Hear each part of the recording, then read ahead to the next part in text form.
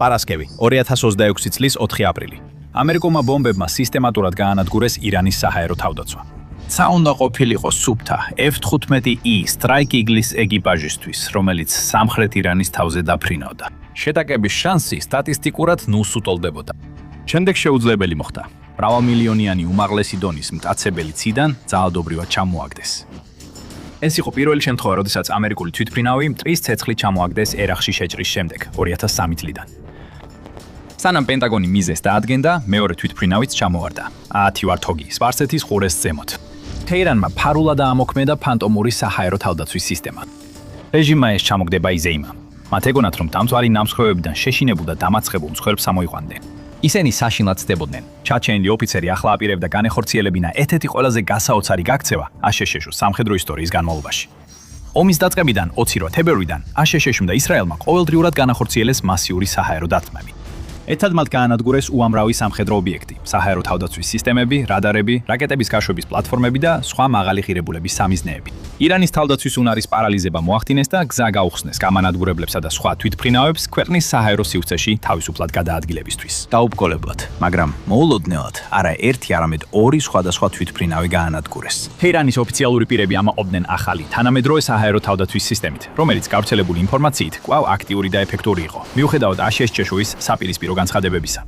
როდესაც F-15-ის ნამსხვრევების ფოტოები სოციალურ ქსელებში გავრცელდა, ამერიკელმა მეთაურებმა და დაზვერვის აგენტებმა დაუყოვნებლივ დაიწყეს მოქმედება. დასაკარგი დრო არ ჰქონდათ. აუცილებელი იყო, რომ იმ თვითმფრინავებში მყოფი ადამიანები რაც შეიძლება მალე ეპოვათ და გადაერჩინათ. 10-ის პილოტმა თავისი დაზიანებული თვითმფრინავი Q-8-ში დასვა და იმავე დღეს გადაარჩინეს, მაგრამ F-15-ის ეკიპაჟს კოშმარი ელოდათ. იარაღის სისტემების ოფიცერი მარტო დარჩა სამხრეთ ირანის მაღალ მთებში. ის სისხლდენდა და მთელი ირანის სამხედრო ძალები მის ძებნაში იყვნენ. მალე მას შემდეგ, რაც F-15-ის ჩამოგდების ამბავი გავრცელდა, ირანის ოფიციალური პირები მოუწოდებდნენ მოსახლეობას, დახმარებოდნენ დაკარგული ამერიკელი სამხედროების პოვნაში. სახელმწიფო ტელევიზიის წამყვანები ჯილდოს თავაზობდნენ და მოსახლეობას ეუბნებოდნენ. თუ მტრის პილოტს ან პილოტებს ცოცხლად დააკავებთ და პოლიციას გადასცემთ, ძვირფას ჯილდოს მიიღებთ. ზოგიერთი ახი კიდევ უფრო შორს წავიდა და აჩვენებდა შეტყობინებას, სადაც ირანელებს მოუწოდებდნენ, თუ მათ დაინახავთ, ესროლეთ. თუ ირანის რეჟიმი ამერიკას სამხედრო ოფიცერს დააკავებდა, ის გახდებოდა გეოპოლიტიკური ზეწოლის უმთავრესი ბერკეტი, უზარმაზარი სავაჭრო კოზირი, რათა აშშ-ს ჯარები გაეყვანათ. ერთი ადამიანის სიცოცხლეს მოულოდნელად მთელი კონფლიქტის ტვირთი დააძვა. მაგრამ ამერიკელი სამხედროები, განსაკუთრებით კი გამანადგურებელი თვითმფრინავების პილოტები და ოფიცრები, სოფლიოში ერთ-ერთ საუკეთესო მომზადებას იღებენ. ისინი მზად არიან ნებისმიერი შემთხვევისთვის და იციან, როგორ შეინარჩუნონ სიმშვიდე ძლიერი წნეხის პირობებში, რომ სწორი ნაბიჯები გადადგან და გადასჩნენ, სანამ დახმარება მოვა.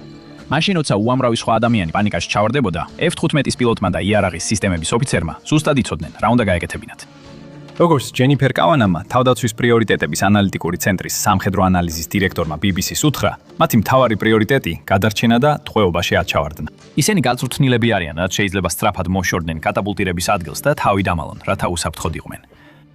ეს პერსონალი ასევე გაწვრთნილია გადაჩენის მოწინავე ტექნიკებში, რაც მათ საშუალებას აძლევს დიდი ხნის განმავლობაში გადასჩნენ საკვების ან წყლის გარეშე, მოიპოვონ საჭირო რესურსები და მაქსიმალურად გამოიყენონ ადგილობრივი რელიეფი თავიანთ სასარგებლოდ. დრო გარემოში უსაფრთხოებიდან ასობით მილით დაშორებულები, სადაც ადგილობრივი მოსახლეობა და ირანის სამხედროები მათ ეძებდნენ, ამ ორ კაცს მხოლოდ თავიანთი მომზადებადა და გამოცდილება დაეხმარებოდა, რომ დამალულიყვნენ და არ აღმოეჩინათ. აშშ-ში საჰაერო ძალების UH-60 Black Hawk-ის ვერტმფრენები გაიგზავნა იმ ტერიტორიის საგულდაგულოდ გასაჩხრეკად, სადაც გამანადგურებლის ნამსხვრევები აღმოაჩინეს.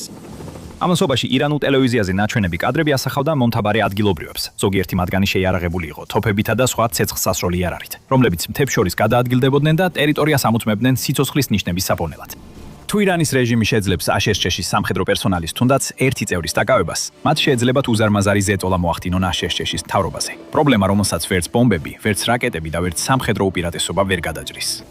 ეს იყო სიტუაცია, რომლის თავიდან აცილებაც ამერიკულ ძალებს სასიცოცხლოდ სურდათ და მათ გადადგეს დიდი ნაბიჯი სწორი მიმართულებით. როდესაც ვერტმფრენის ეკიპაჟებმა დაკარგული F-15-ის პილოტი იპოვეს თვითმფრინავის ჩამოგდებიდან 7 საათის შემდეგ, მაგრამ მისი გამოყვანა მძიმე ფასად დაუჯდათ. როდესაც Black Hawk-ი დასაფრენად ემზადებოდა, ირანელმა სახმელეთო ძალებმა ზონას ჩაუსაფრდნენ.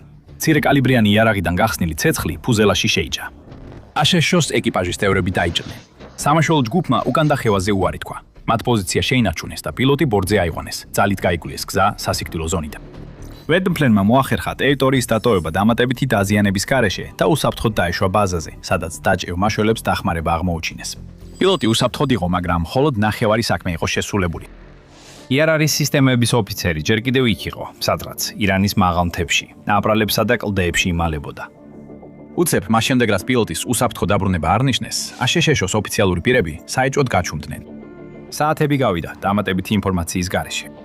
სოფიო ადევნებდა თვალს და ელოდა. გაურკვეველი ველი იყო. მეორე ადამიანი ცოცხალი იყო.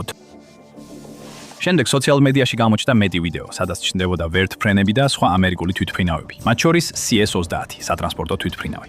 იმ ტიპის, რომელიც ხშირად გამოიყენება სამედიცინო ევაკუაციის მისიისთვის, დაფრინავდა ირანის სამხრეთ-დასავლეთ ნაწილებზე. სამაშველო მისია კვლავ მიმდინარეობდა, ხოლო აშშ-ს გავრცელებული ინფორმაციით შეაჩერა ირანში სხვა რამდენიმე სამხედრო ოპერაცია. იმისთვის, რომ უმეტეს დროს ყურადღებასა და რესურსს დაკარგული ოფიცრის პოვნასა და დაბრუნებას დაუთმობდნენ, ამ საქმეში ათეულობით სპეციალური ოპერაციების ძალა იყო ჩართული, მაგრამ შანსები მაინც მათ წინააღმდეგ იყო.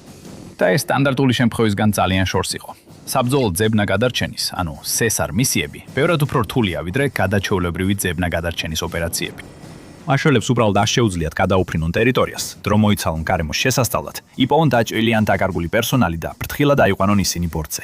ეს მათ მყისიერად გახდიდა სამიზნედ იმავე უხილავი რაკეტებისთვის, რომლებმაც F-15 გაანადგურეს.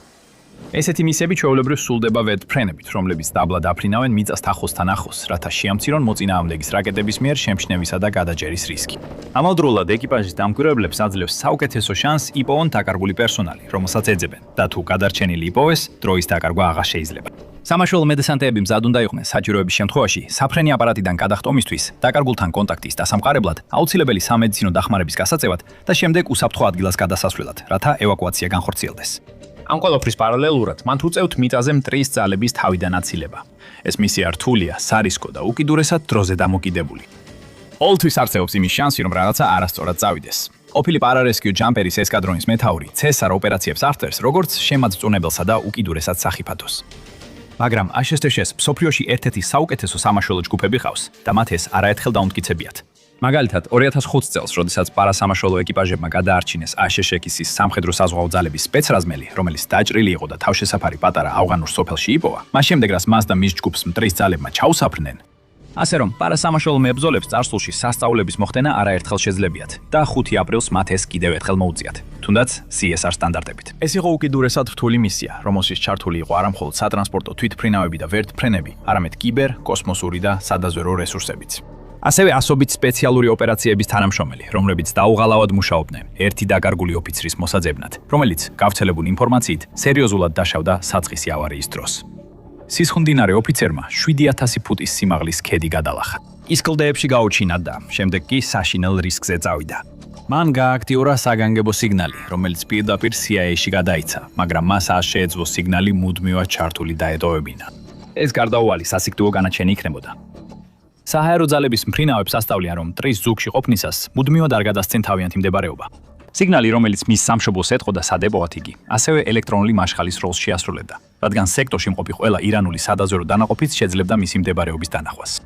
ამიტომ იარავის სისტემების ოფიცერმა სიგნალი მხოლოდ წამიერად უნდა ჩაერთო, იმდენ ხანს რომ ამერიკელებს მისი ადგილმდებარეობა დაედგინათ და შემდეგ ისევ გაეთიშა, საკმარისად მოკლე დროით, რომ უხილავად დარჩენილიყო. და ამ სიგნალის გააქტიურებამ საკმარისი ინფორმაცია მისცა CIA-ს, რომ გაეგოთ სად იმალებოდა იარაღის სისტემების ოფიცერი.